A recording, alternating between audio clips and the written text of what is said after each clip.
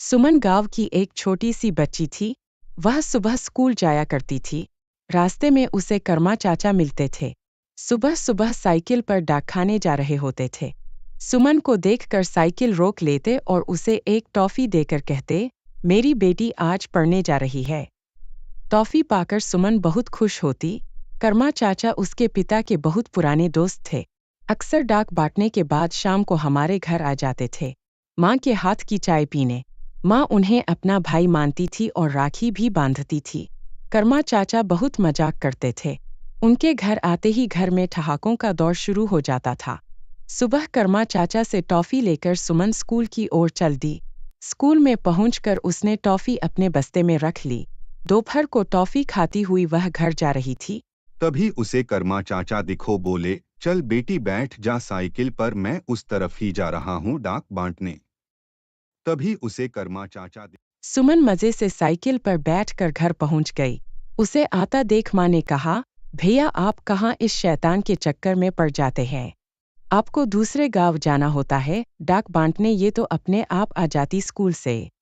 बहन मामा के होते भांजी पैदल चले, यह नहीं हो सकता। मुझे तो जब भी यह मिलेगी मैं सारा काम छोड़कर इसे घर छोड़ने आ जाऊंगा। एक दिन सुबह सुबह सुमन की माँ बाहर खड़ी थी। तभी कर्मा चाचा दूर से आते दिखाई दिए। भैया सुमन को बहुत तेज बुखार है, उल्टी भी हो रही है। मैं दवाई दी थी लेकिन कोई आराम नहीं पड़ा, लगता है इसे शहर लेकर जाना पड़ेगा। कर्मा चाचा फटाफट साइकिल से उतरकर घर में आए, अपना थैला एक ओर पटका और सुमन को उठाकर चल दिए। माँ की गोद में सुमन को देकर कहा, जल्दी से साइकिल के पीछे बैठ जाओ, भैया आपकी ड्यूटी। लेकिन उन्होंने माँ को डांट कर चुप करा दिया।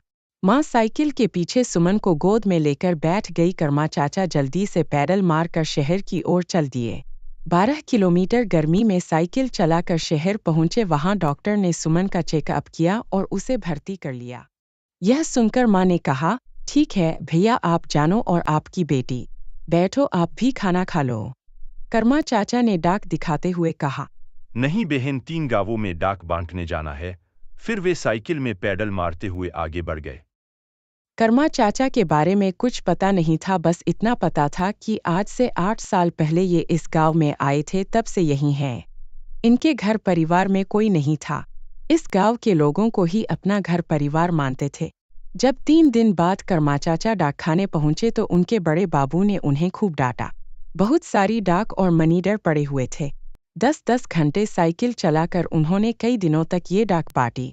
इतनी मेहनत करके भी दिन में एक बार सुमन से मिलने जरूर आते थे। धीरे धीरे सुमन बड़ी हो गई। उसके पिता उसके लिए लड़का देखने लगे। एक दिन सुमन का रिश्ता पक्का हो गया। उस दिन वह कर्मा चाचा से लिपट कर बहुत रोई थी। कर्मा चाचा ने हंसते हुए कहा, पगली मैं रोज तेरे घर चिट्ठी देने आया करूंगा, यहीं पास ही में तो है तेरा गाँव।